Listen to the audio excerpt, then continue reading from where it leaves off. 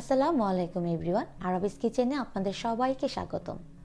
শীতের বিকেলে এক কাপ চায়ের সাথে মুচমুচে পাকোড়া আর কি লাগে, তাই না? তাই আজকে তৈরি করে দেখাবো বাঁধাকপির পাকোড়া। ভিডিওটি ভালো লাগলে অবশ্যই আমার চ্যানেলটি সাবস্ক্রাইব করতে কিন্তু একদমই ভুলবেন না।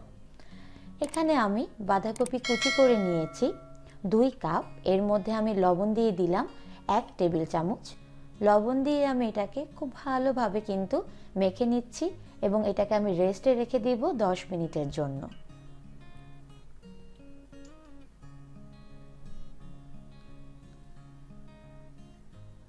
বেসন নিয়ে নিচ্ছি পরিমাণ মতো, চালের গুঁড়া নিয়ে নিয়েছি 1 টেবিল চামচ, একটা ডিম নিয়ে নিয়েছি, 1/4 কাপ পেঁয়াজ কুচি, আধা চা চামচ হলুদের গুঁড়া, আধা চা চামচ জিরার গুঁড়া, আধা চা চামচ মরিচের গুঁড়া, 3-4টা কাঁচামরিচ কুচি করে নিয়েছি, 1 চা চামচ আদা রসুনের পেস্ট নিয়েছি। 10 মিনিট পর আমার বাঁধাকপি থেকে কিন্তু অনেক পানি বের হয়েছে। লবণ দিয়ে মেখে রাখার কারণে এই পানিটা বের হয়েছে। এটা থেকে আমি পানিটাকে চিপড়িয়ে নিয়ে নিব। এর ফলে কিন্তু বাঁধাকপিটা অনেকটাই নরম হয়ে গিয়েছে। এখন এর মধ্যে আমি পেঁয়াজ দিয়ে দিলাম, মশলাগুলো সমস্তটাই দিয়ে দিলাম, আদা রসুনের পেস্ট দিয়ে দিলাম। এখন আমি দিব চালের গুঁড়া, এর পরিবর্তে কিন্তু আপনারা কর্নফ্লাওয়ারও দিতে পারেন। কাঁচামরিচ কুচিগুলো দিয়ে দিচ্ছি। এখন এর মধ্যে আমি দিয়ে দিব ডিম। ডিমটা আমি একসাথে পুরোটা দিয়ে দিচ্ছি না, আগে অর্ধেকটা দিয়ে আমি মেখে নিচ্ছি, পরে আমি বাকিটা দিয়ে দিব।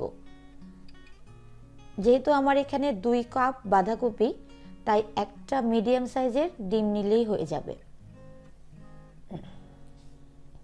এখন আমি বাকি ডিমটুকু দিয়ে দিচ্ছি। ডিমটাকে আগে থেকে আমি একটু ফেটে নিয়েছিলাম। খুব ভালোভাবে মিক্স করে নেওয়ার পর আমি এর মধ্যে বেসন দিয়ে দিব। আমি কিন্তু বেসনের পরিমাণটা বলিনি, কারণ এটা আস্তে আস্তে করে দিতে হবে এবং আপনাকে বুঝতে হবে এর কনসিস্টেন্সিটা। একটু মাখা মাখা হয়ে গেলে আর বেসন দেওয়ার প্রয়োজন নেই। আমার আরও লাগবে, এর জন্য আমি আবার অল্প অল্প করে 2 থেকে 3 বার দিয়ে দিচ্ছি।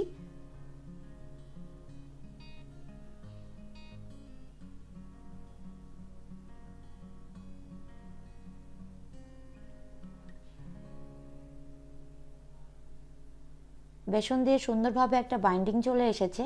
এখন আমি একটি হাঁড়িতে তেল গরম করে নিয়েছি। এটাকে আমি এখন পাকোড়া দিয়ে দিচ্ছি। তেলটাকে অবশ্যই গরম করে নিতে হবে এবং পাকোড়া অবশ্যই ডুবো তেলেই ভাজতে হবে।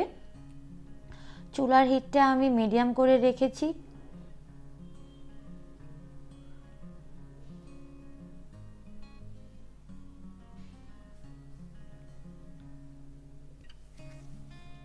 পাকোড়াগুলো কড়াইতে দিয়ে সাথে সাথে উল্টাতে যাবেন না। এক পাশ হয়ে গেলে তখন আরেক পাশটা আস্তে আস্তে করে উল্টিয়ে দিতে হবে, না হলে কিন্তু ভেঙে যাওয়ার সম্ভাবনা থেকে যায়। আমি খুবই আস্তে আস্তে করে সবগুলো পাকোড়া একটা একটা করে উল্টিয়ে দিচ্ছি।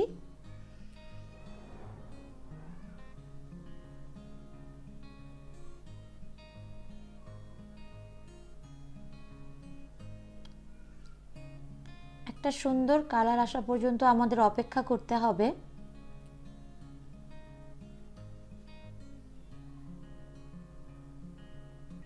পাকোড়াগুলো ভাজা হয়ে গিয়েছে। এখন আমি এটা থেকে তেল ঝরিয়ে নিয়ে নিব এবং পরেরগুলো আমি সেম প্রসেসেই ভেজে নিব।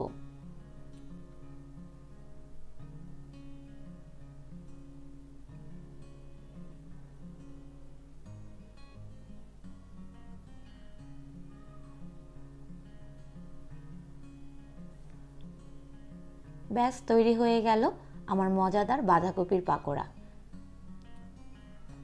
বাসায় অবশ্যই ট্রাই করবেন এবং কেমন লাগলো অবশ্যই কিন্তু আমাকে কমেন্ট করে জানাবেন। এতক্ষণ ভিডিওটি দেখার জন্য সবাইকে অসংখ্য ধন্যবাদ। সবাই ভালো থাকবেন।